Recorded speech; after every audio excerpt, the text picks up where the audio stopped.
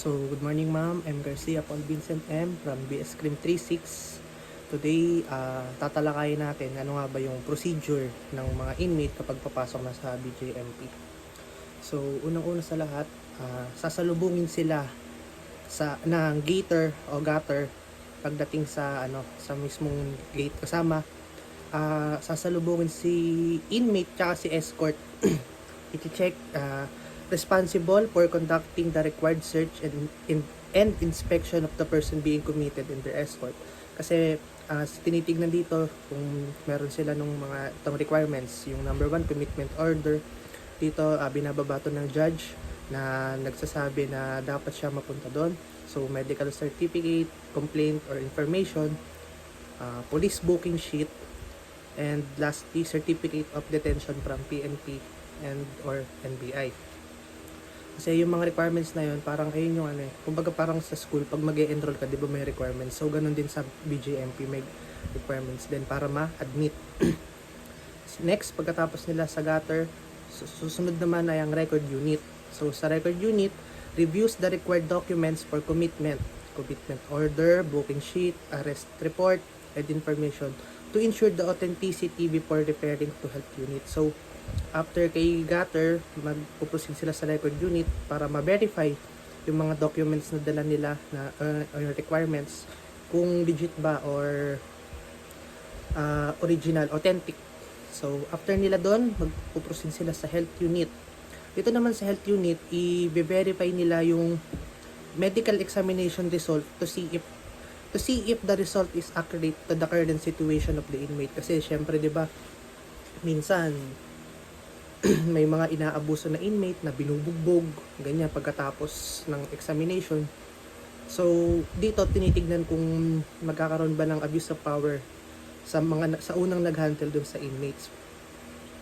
So, note lang din na physical examination yung kinakandak, lahat strip search method, ba rin lahat.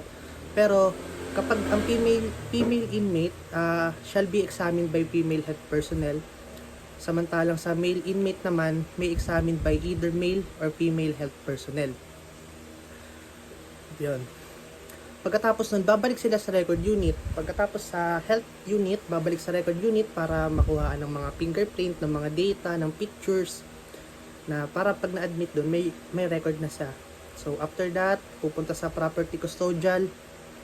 Sa property custodial, conducts a thorough inspection of the inmate's belongings to detect any prohibited items or contrabands. So, also, they collect cash and valuables. Tapos, those cash and valuables are placed in a safe vault and allows authorized individuals to claim them on behalf of the inmate. So, dito i-collect yung pera, lahat ng mga gamit ng inmate, ilalagay siya sa safe vault. Tapos, ang makakakuha lang nun yung authorized or mga kamag-anak or spouse or relatives, guardian ng inmate. And after that, magtutungo sa desk officer. Sa desk officer naman, responsible for documenting the new inmates' information in the jail blotter and assigning them to a reception area if available. Inmates will receive an orientation on the jail's rule and regulation, undergo risk assessment and classification. Dito, parang i-orient na yung inmate sa kung ano yung kalakaran, sa ano yung mga mangyayari sa ano yung mga rules and regulations, mga dapat iwasan, ganyan. Kasi siyempre, di ba, kapag nasa custody ka na ng BJMP, may mga sobrang limited or restricted lang ng galaw mo.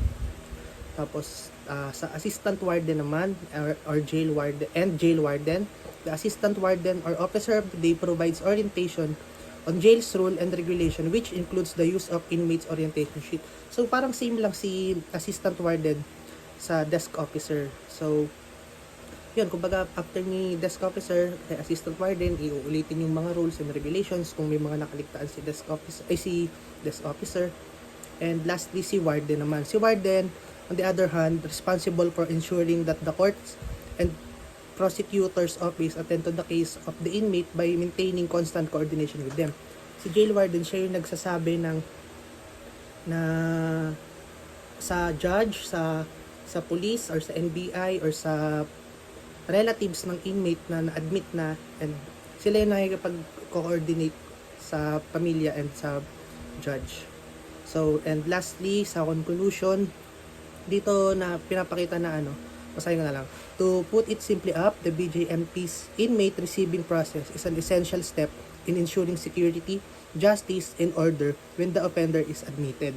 Inmate must be properly identified, documented, screened for health issues, and oriented to the jail's policy, rights, and responsibilities. This process supports discipline and safely within the facility, safeguards the well-being of the prisoners, and keeps correct records. In the end, it acts as the initial phase of the prisoner's recovery and reintegration into society. Thank you po.